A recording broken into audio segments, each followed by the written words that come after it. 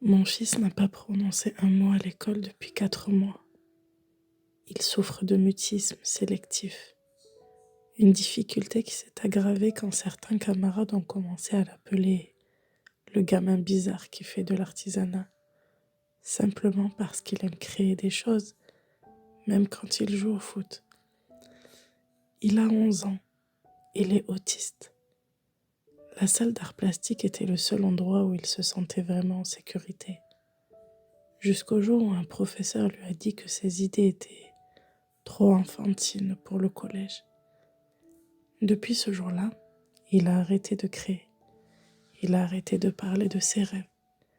Chaque après-midi, il rentrait à la maison en silence et s'enfermait dans sa chambre.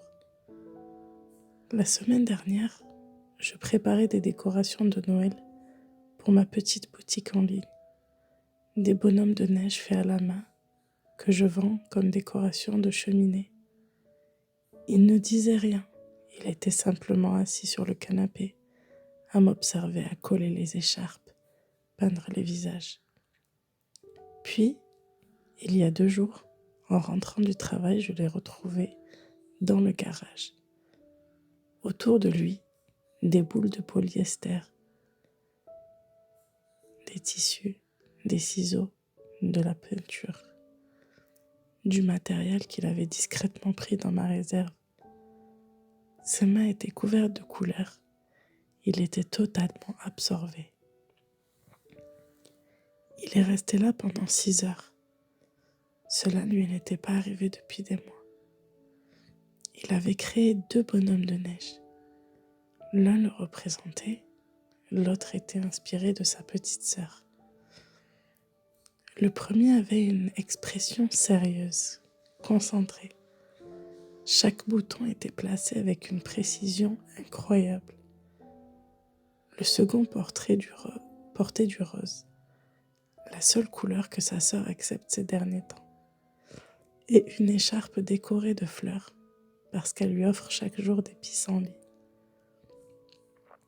C'était son premier projet terminé depuis septembre, et surtout le premier qu'il faisait pour lui.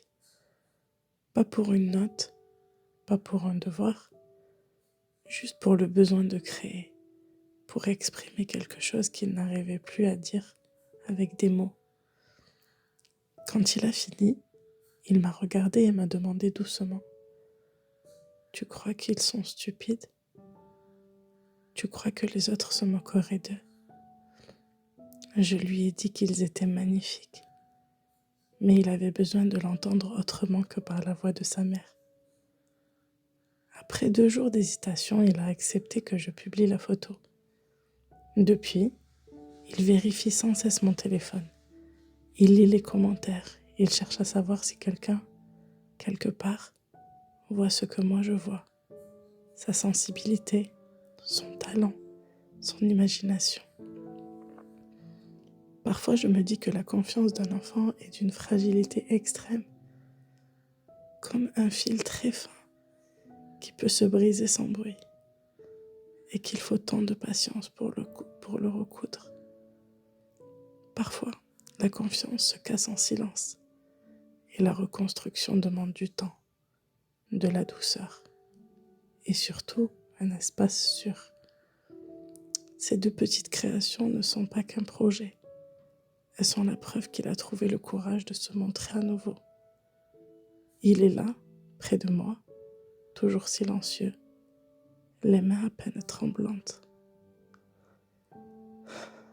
Alors si vous lisez ces mots, regardez-les attentivement. Essayez de voir, au-delà de l'objet, la beauté qu'il y a à l'intérieur. Parce que chaque geste fait avec amour mérite un regard bienveillant. Le sien aussi, surtout le sien.